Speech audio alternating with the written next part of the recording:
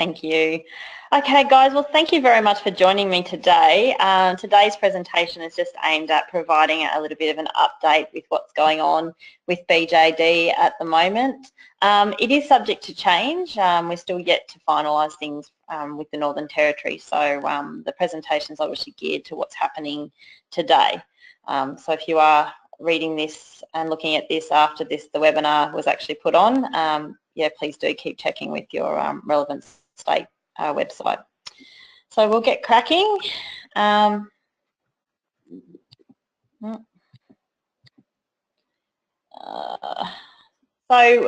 Just in a quick overview of Johne's disease.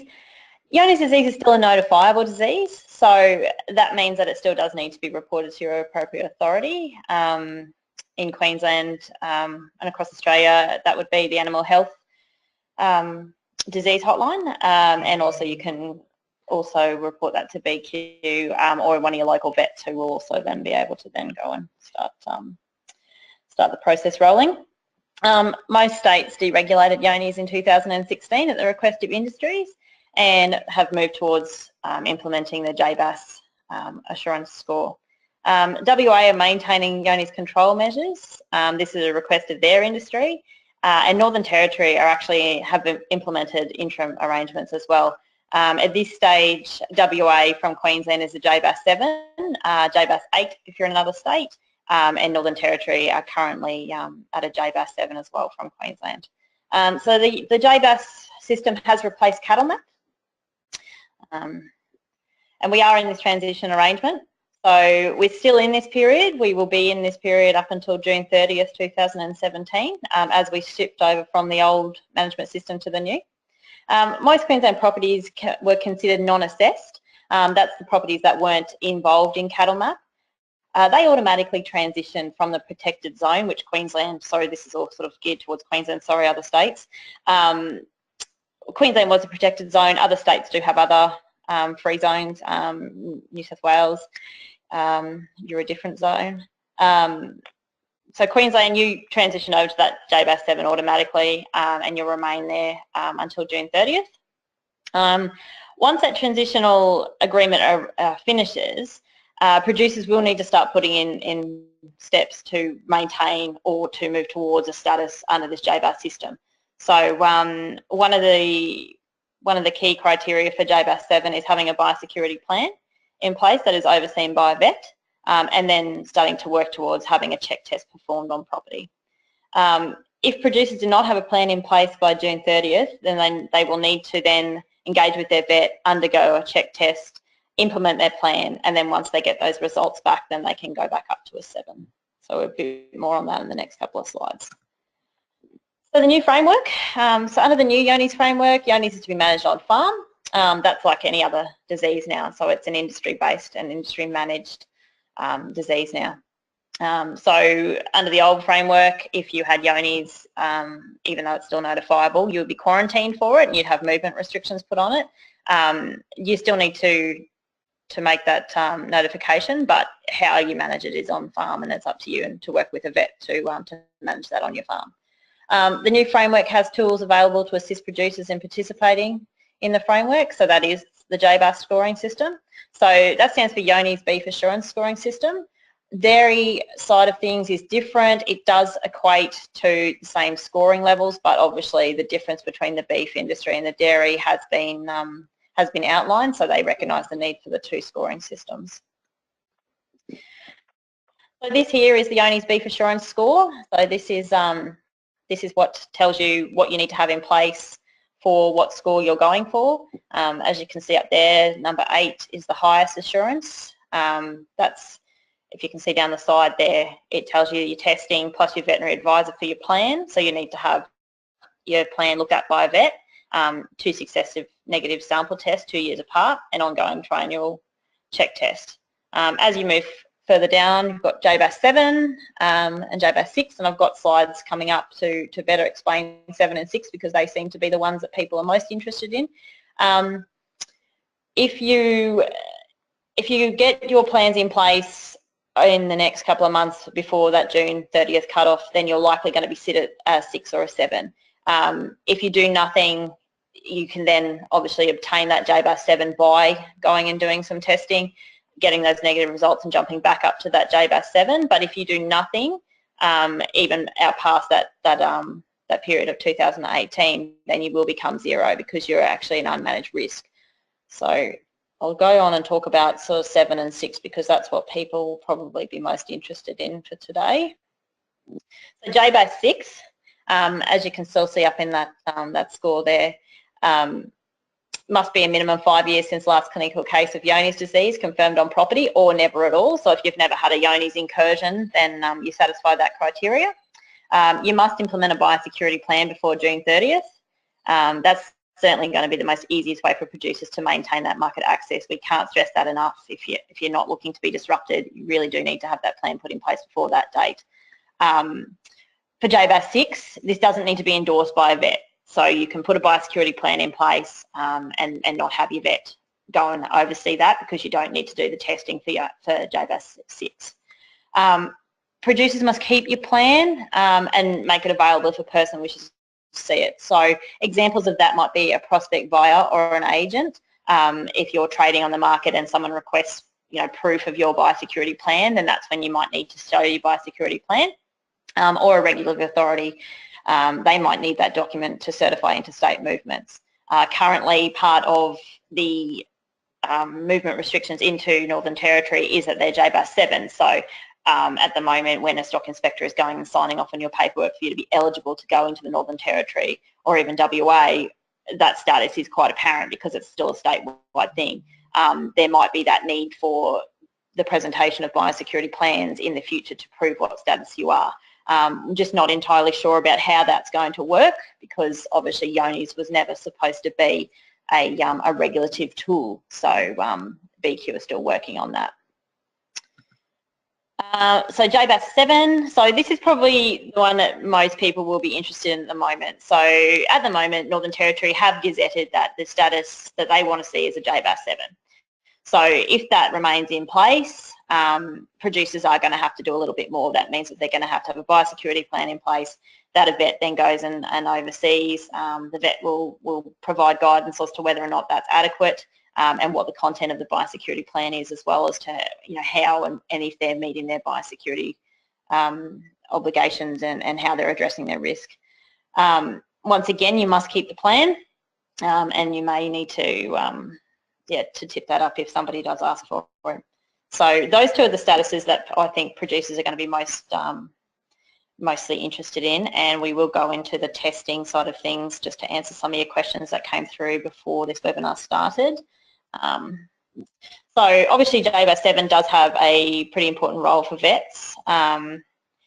We do encourage the use of previous cattle map vets because they've had that previous training. There's now an online BJD course that vets can undertake free of charge. It's on the Animal Health website. It is preferred that when producers are engaging with a private practitioner that they do have that training in conjunction with AV accreditation. So once they do that accreditation, that then goes on to their Chief Veterinary Officer of the relevant state to approve them, and then they can demonstrate that competency. So we do recommend that when you're talking to your vet, you do engage with one that knows a little bit about BJD, just because it can be a bit of a funny disease. It is quite finicky, and the testing, there is quite a lot involved in the testing. So, but the JBAS framework obviously doesn't exclude vets who aren't trained or accredited. You can engage with any vet. So ultimately, it will be up to producers to see who they choose to engage with.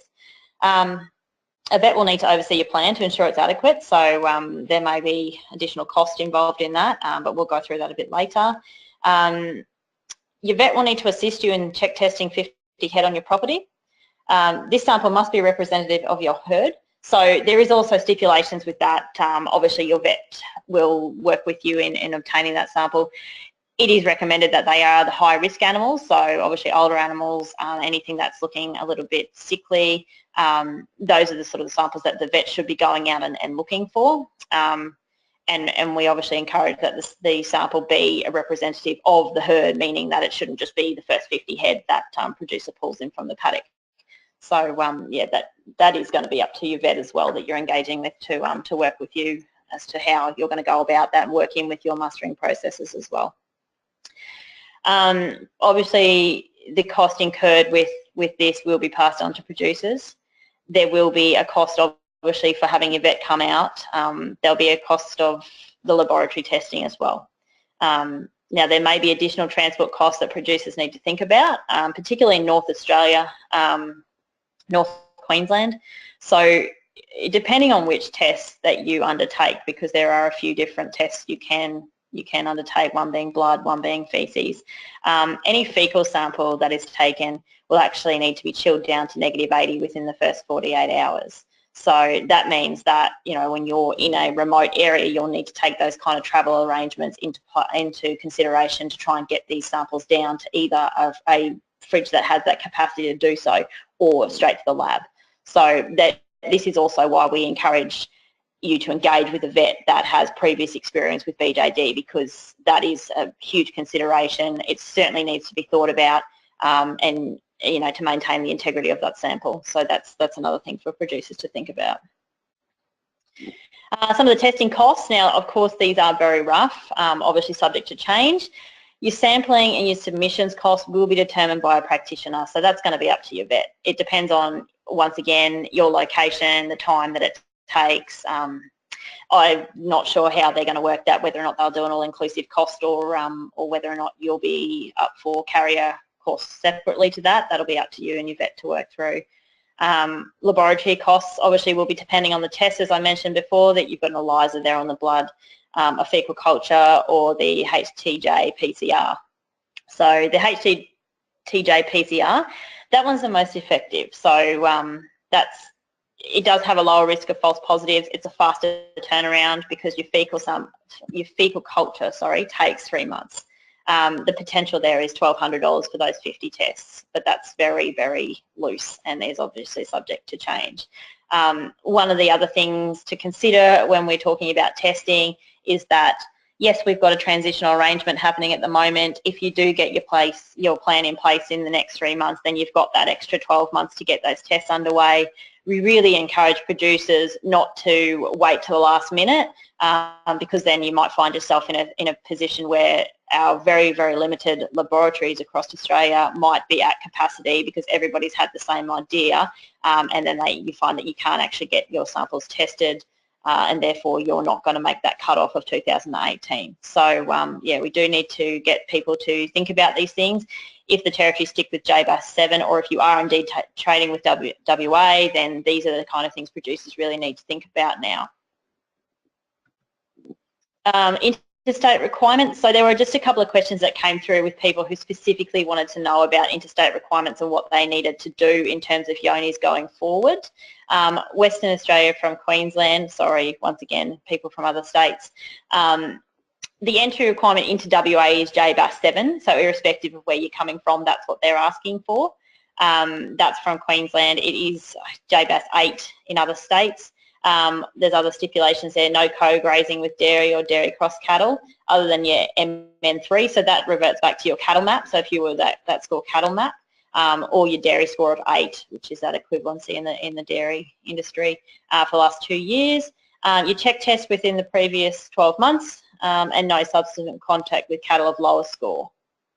You'll also need additional paperwork, LB1 form, completed by the relevant authorities. So there is sections, if everybody that's traded with WA has seen that form before, there's sections in there that need to be filled out by your private vet or a stock inspector. Usually the private vet, because there's testing details in there and they need to describe that they've seen the overall health of the animals. They will be subject to a border inspection, and you'll also need NVD or movement record as per Queensland requirements. Please bear it in mind, if they are travelling via the Northern Territory, they need to satisfy those Northern Territory requirements, which is your Northern Territory Health Certificate and Waybill, your Cattle Health Declaration, that's a new one that came in a couple of months ago, and you must adhere to Northern Territory entry requirements as well. Obviously that's Northern Territory from Queensland's a bit of a repeat there. As I said, Northern Territory at this stage have gazetted JBAS 7, so that means that you need to satisfy those criteria of JBAS 7 before they're eligible. They do need that health certificate and the cattle health Declaration. Now, the Cattle Health Declaration is different from the Northern Territory Health Certificate and Weigh Bill. That's not a typo. Your Northern Territory Health Certificate and Weigh Bill is the Northern Territory requirement that it needs to be signed off on by a stock inspector for you from Queensland for you to enter the Northern Territory, and that is possibly where you might be asked for your biosecurity plan. Your Cattle Health Declaration, I've got a picture of that in the next coming slide. That is an industry created form. We strongly encourage the use of these not only in interstate movement but also across markets, because they do provide a little bit more information than just your NVDs do. So they are now a stipulation from the Northern Territory. So yeah, you will need to have one of those documents in addition to your Northern Territory Health Certificate and Weigh Bill. Show and sale yard entry. Now we might talk a little bit about this. I have received a question that's quite a good one, so I will get questions answered and sent out separate to this webinar. It'll be based on, so your show and sale yard entry, obviously any kind of JBAS statuses that you're putting on for shows and sale yards will be based on your exhibitor demand and industry standard. You might consider a low risk consideration, JBAS 7. This is certainly not prescribed. It's really going to be up to you, I guess, and your individual business. There's many different scenarios here, so I won't take too much time to explain them all. But JBAS 7 was supposed to be an industry tool, so realistically it's addressing the risk that Johne's poses to that business. So it really will come down to quite a lot of different things, the age of the stock that are actually coming to your events, and what your business sort of does. Obviously a sale yard and show society is going to be quite different, so I might take a bit of time and answer that question a little bit more in detail and send that out. That's all right. So moving forward, obviously one of the most instrumental documents in the JBAS matrix is the biosecurity plan. So for those of you who are unsure as to what a biosecurity plan is, it's effectively a risk mitigation strategy. It assesses and implements steps against biosecurity threats. So it outlines how you as a producer manage the risks that threaten your operations. That can be, inputs, how you're managing livestock coming in, how you're assessing those risks, but also how you manage the risks that your operation poses to industry. So that is, your how you operate on farm, and how you deal with certain things so that they then don't become an issue. One of these things is, having an animal health management plan in place, so that if you mustering and you're drafting off and you've noticed a couple that don't look also, very well, you're not going to send them to a major sale yard.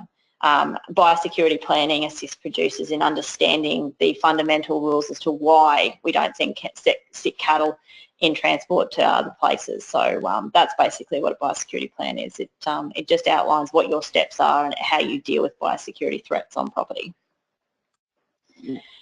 So producers do need a biosecurity plan. Obviously, the Northern Territory and WA implementing a JBAS status requirement is a huge catalyst as to why producers require a biosecurity plan.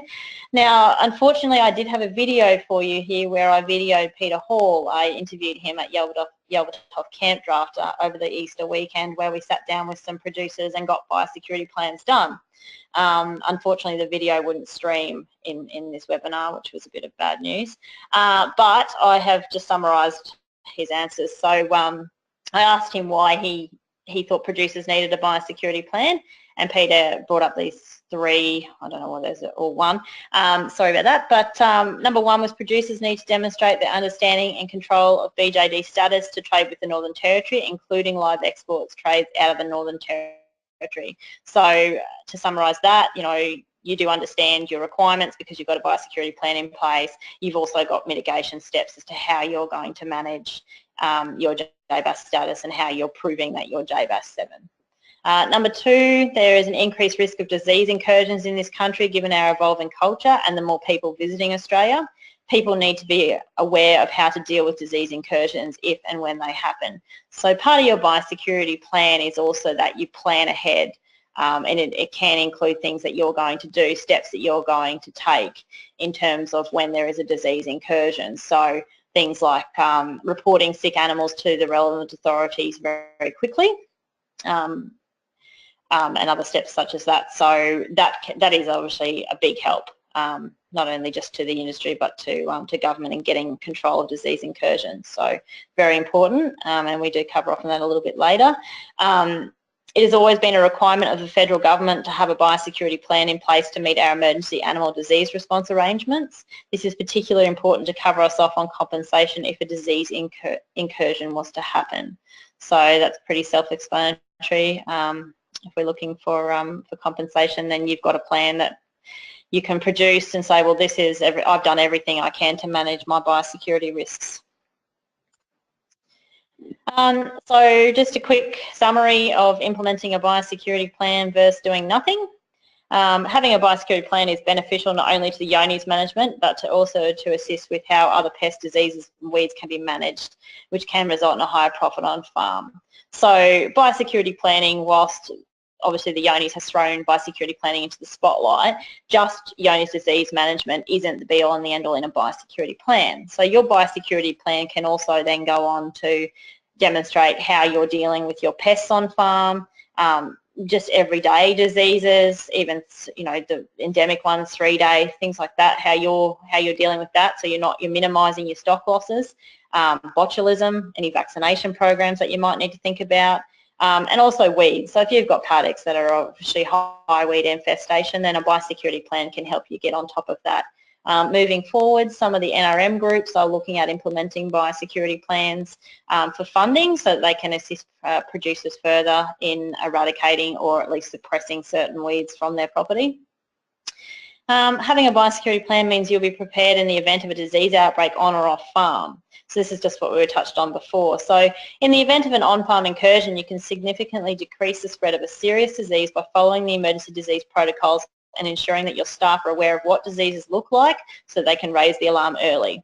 Early detection and immediate containment are fundamentally important in disease outbreaks. I can't stress that enough in emergency responses.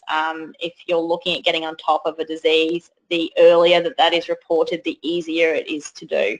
So in the event of anything really serious, even doing a little bit of training with your staff or family members in identifying what is and what is not unusual in livestock can really prevent that spread. Part of your biosecurity plan does go through that. Gives you emergency disease hotline numbers to call, so you're aware of that. You're not wasting time looking for them. You've been through some of the training with your staff, so they're aware of what to look for. They know that they need to report that to you straight away. Other emergency protocols, what you actually do if you've got a disease on farm, whether or not there's an opportunity for you to segregate that animal, and so forth. So biosecurity plans, they do have their benefits, not just the Johne side of things. Doing nothing. So part of the JBAS scoring system is to only trade with cattle properties for the same status as you are or higher. Obviously this is a voluntary scheme. It was always intended to be a voluntary scheme, so therefore that probably has never been important. Unfortunately, with the implementation of the Northern Territory and WA in enforcing that status, that has taken that somewhere else. So if you've got a property that is JBAS 7 and they want to continue to trade with the Northern Territory, then they need to continue to demonstrate how they're managing that on farm. They might not be interested in cattle that are a 0 and not participating in the JBAS matrix. This is once again an unknown.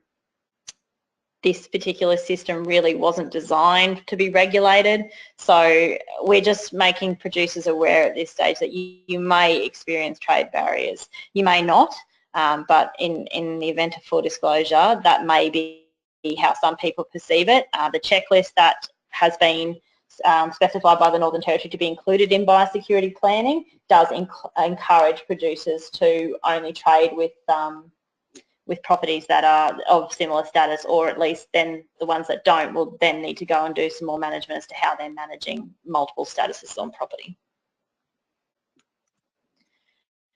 So resources that are available for producers to implement a biosecurity plan.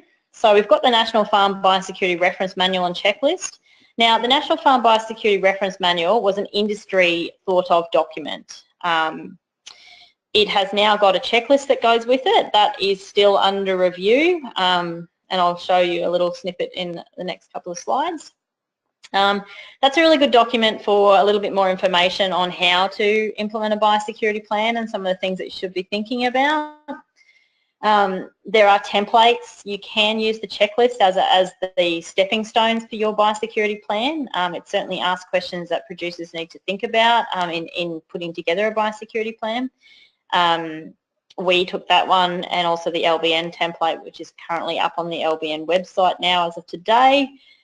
We took those over to Yelvertoff, and obviously producers, we did get a bit of a mixed response with both templates. The LBN template is a little bit more involved. It is designed to be an entire biosecurity plan, and I'll show you a snippet of that as well.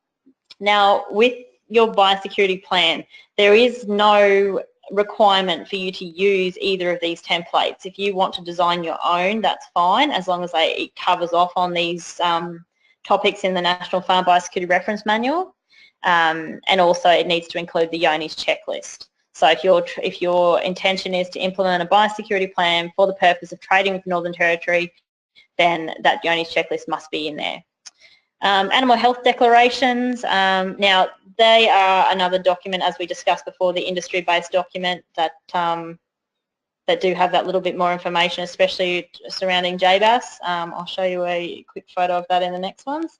And workshops. We do have a few workshops planned between North and Central Queensland at this stage if you wanted to tag along to something like that and you want to learn a bit more about biosecurity planning. So I've just got some snippets from biosecurity plan templates. This one's the LBN one. It's probably a little bit small there, but you can just sort of see when you open it up, that's the one that I'm referring to as the LBN on-farm biosecurity template. This is just the priority one. So as you can see here, these are some of the questions that a biosecurity plan is asking producers. Now, you either select yes or no here. Your green section in this template is considered your bare minimum for industry. So anywhere that's green, you do need to answer all those questions for it to be considered a biosecurity plan, because that is your industry bare minimum. Sections here in blue is where you might need to actually write something in. So that particular question is segregate, observe and treat or destroy as required newly introduced animals or returning stray animals. So that means if you've got something that's coming in that you don't just go and throw them back out into the paddock, you need that opportunity to isolate them. So you might leave them in the yard for a few days to let them empty out for weed seeds, then they might go into their own separate paddock. So if you've got the ability there to isolate, then you need to put in what period you isolate stock from. So that's just a little bit of a rundown on that particular template and how you go and fill that out. This is the grazing manual biosecurity checklist, so it covers off on those points. This is just an example that I did the other night just for a producer who wasn't quite sure about it. So as you can see there, it's yes, no or not applicable. In the orange is where I've written what kind of processes producers can use to satisfy that criteria. Now, if you are going through these templates and you're ticking no, you're below industry standard there and you need to implement something to bring yourself up to where you are answering yes. So as you can just see here, we did get a bit of feedback from Yelvertoff there that some of the questions, like people struggle with the answers. Biosecurity planning is stuff that producers already do. It shouldn't be something that's foreign. So example, for the first question here, are all new stock that arrive on the property inspected for their health status? Now that doesn't necessarily mean that you get a vet out to have a look at those cattle every time you buy cattle. It just means that you've had an agent. If you employ an agent, they've gone out and viewed the cattle and they come back and they say, yep, they're in good order, I recommend that you go ahead with the purchase. Or that when they do arrive, you've got them in the yards. Now, most producers do put them in the yards and let them settle down before they go and put them out in the paddock. So that's your opportunity to be inspecting cattle. If there is anything sick, then that's your opportunity to take that out, or if anything hasn't fared very well in the travel, then once again, your opportunity to segregate that. So don't get too hung up on some of the questions, because really it is just basic stuff that producers do on farm. So yeah, that's just one example.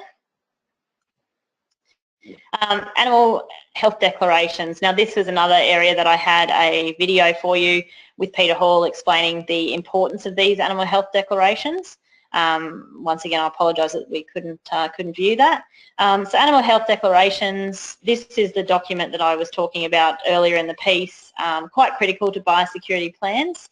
Part of your biosecurity plan is to demonstrate how your property manages BJD. So that's a big catalyst, obviously, for Northern Territory trade. So producers across Queensland need to be aware of the fact that if they're going to maintain their disease-free status, then they have to ask for cattle health declarations when they procure cattle or any incoming cattle, whether that be breeding stock, stud cattle, bulls, store cattle. Ask for a cattle health declaration so you do not put your disease status at risk. So I've got... we'll just have a look at this quickly and then I'll show you the actual animal health declaration. So on the Farm Biosecurity website, quite a good little website for tools to use on property. You'll see there that you've got a toolkit, your gate sign, biosecurity kits. If you head down to declarations and statements, all of the PDFs there will be there for your relevant species. They are segregated into species, so you're looking for a cattle health declaration if you're sending cattle. This is a cattle health declaration. As you can see, it's very much set out like an NVD. Now, if you are filling in an MVD and you're also, so you're sending your MVD if you are sending your NVD along with this document, you don't have to double up. So you don't need to fill in the other section that's already on the NVD. You just need to fill in the additional stuff. So as you can see down here, question 2, on the property stated above, has an on-farm biosecurity plan been implemented? So that's your opportunity to say yes, it has, and to describe which plan you've got there as well. So asking for these documents is really, really important in managing disease as we're going forward, particularly BJD. So up here on the right, question 6, it asks you your JBAS status. So yeah, there's more information on this than obviously NVDs. Now the idea behind this document is that it's easier for industry to be able to change this document than it is the NVD. So that's why there's a bit of a double up, but this document does have a lot more information on it. These are quite critical for you when you're doing biosecurity planning to start requesting these documents because they do give you that information on your cattle health. So we can't stress enough, please do start requesting these declarations even when you're just trading around the state. So are biosecurity plans easy? So as I mentioned earlier this afternoon, we did go to Yaltop Camp Draft and we did sit down and get a fair few producers to go through the checklist and start thinking about how they're going to put their biosecurity plan in place. So we got Lloyd. He sat down and did his plan before he's running the restricted maiden. So it doesn't need to be hard. If you are struggling, there are people there that will help you. Myself, LBN have relevant state managers. We're all here to help as well. Don't feel like you're alone. The templates are pretty straightforward, but if you are struggling, please do ask for help. If you're still unsure, and this is going over your head a little bit because it did go over my head for many weeks, we do have biosecurity planning workshops planned. So at this stage it's North Queensland and Central Queensland. If you're in another state, I would advise you get onto your LBN manager to discuss implementing biosecurity planning workshops in your area. Their contact details can be found on our LBN website. We've actually got Winton coming up, followed by Cloncurry. BMP, there's a Blackall BMP workshop which I'll be heading down to. I'm just doing a bit of guest speaking there, so anybody that's in the area that wants to talk to me, I will be there if we want to talk about templates. Hunan, we put that one on just recently, so there might not be too much advertising on that one, but that's on the 11th. And Central Queensland, any registrations, please give Joe a call. Future Beef have been really instrumental in assisting us with these workshops, so we can't thank them enough. So I think that's pretty much it from me. We'll just go through some questions now. I've got myself and Lauren Scavey. I'm just going to leave this slide up if anybody does want to take down Joe's details or my details. But thank you. Thanks for listening.